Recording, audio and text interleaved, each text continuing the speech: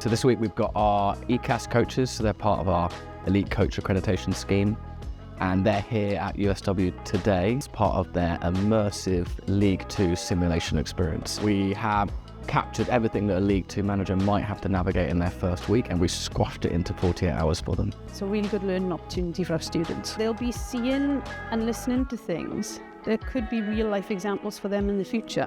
They get an opportunity in a very safe way to live those experiences and be part of those experiences and learn from the outcomes as well. The Premier League coming to us at USW has been brilliant. Some of those reasons have been the facilities that we've got to offer, the diverse facilities as well in terms of classrooms, meeting rooms, breakout rooms, etc. And also the integration of our students.